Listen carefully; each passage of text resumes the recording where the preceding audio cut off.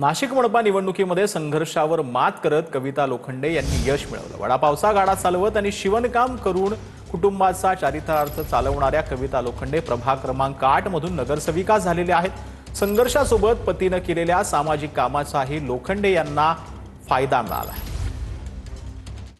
स्टार्टिंगला शिवणकाम केलं। शिवणकाम मध्ये पण पैसा नव्हता भेटत, त्याच्यामुळे मी वडापाव लावला। वडापाव लावल्याच्या नंतर भाजीचं पण लावलं। वडापाव बंद केला, भाजीचं लावलं। भाजीचं शिवणकाम करताना पण मेस चालवली। अजून पण आहे माझी मेस चालते आणि नगरसेवक होण्याच्या माग माझ्या मिस्टरांचा हात आहे। कोल्हापूरमध्ये नवनिर्वाचित नगरसेवकांचा काँग्रेसकडून सत्कार करण्यात आलाय। काँग्रेसचे आमदार सतेज पाटील आणि खासदार शाहू महाराज छत्रपती यांच्या हस्ते नगरसेवकांचा सत्कार करण्यात आलेला आहे।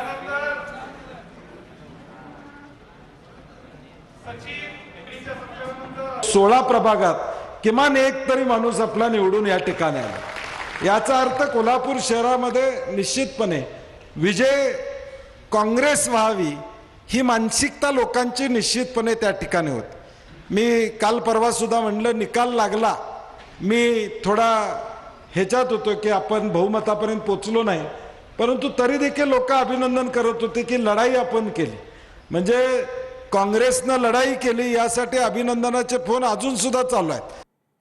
तर मार्क्सवादी कम्युनिस्ट पक्षाचा मोर्चा पालघर जिल्हाधिकारी कार्यालयावर धडकलेला आहे। जिल्हाधिकारी कार्यालयाच्या गेटवरच ठिय्या आंदोलन सध्या सुरू आहे। प्रशासनाने सकारात्मक भूमिका न घेतल्यास उद्या पुढील दिशा ठरवू असं विनोद निकोलेंनी म्हटलंय। मोर्चामध्ये 30,000पेक्षा जास्त आदिवासी आणि शेतकरी बांधव सहभागी झाले। शेतकऱ्यांच्या नावावर वनपट्टे व्हावेत यासह विविध 12 मागण्या करण्यात आलेल्या आहेत। आता स्वतः आमदार विनोद निकोले आहेत।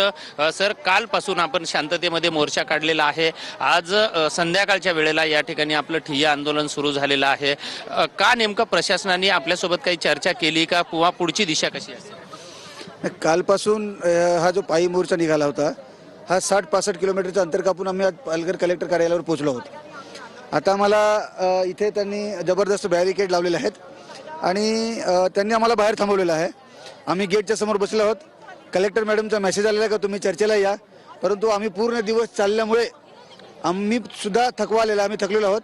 आम्ही आता चर्चा करण्याच्या मनस्थितीत नाही आहोत।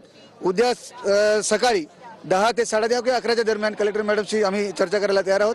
उद्या चर्चा होईल। मात्र उद्या आम्ही चर्चा करून जर समाधानकारक आमची चर्चा झाली तर हे आंदोलन काय करायचं, पुढे चालवायचं का याच्यावर चर्चा करू, अन्यथा हे आंदोलन पुन्हा आम्ही किती दिवस चालवायचं ते आम्ही कमिटीनं ठरवू असा इशारा सुद्धा आमदार विनोद निकोले, अशोक ढवळे यांनी दिलेला आहे। आम्ही 2 दिवसापासून चालत आहोत।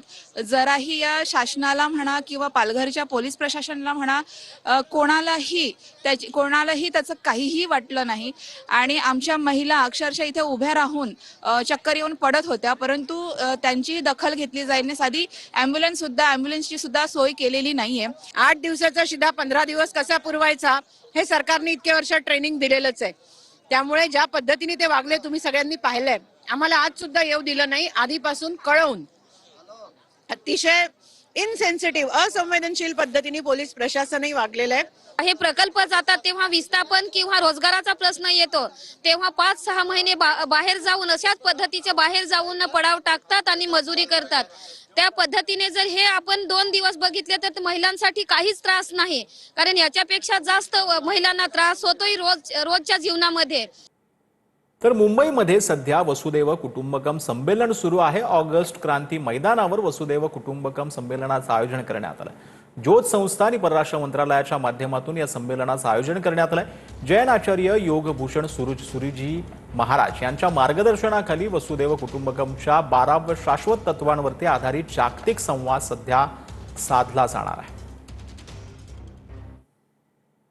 चीजें हैं जो ये ज्वेल्स हैं, ये अगर अपने आप जीवन में उतारोगे तो ना ही आपके खुद के परिवार में पर पूरे देश में, पूरा नेशन बिल्डिंग में ये काम करेगा।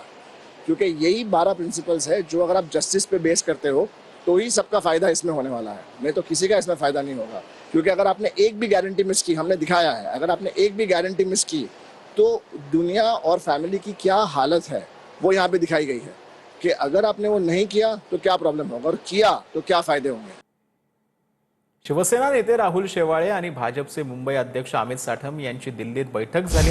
महापौर आणि विविध समित्यांच्या संदर्भात या बैठकीत चर्चा झाल्याची माहिती मिळते. आजच्या बैठकीमध्ये झालेल्या चर्चेवरती अंतिम निर्णय मुख्यमंत्री फडणवीस आणि उपमुख्यमंत्री एकनाथ शिंदे घेणार असल्याची माहिती देखील त्यांनी दिली.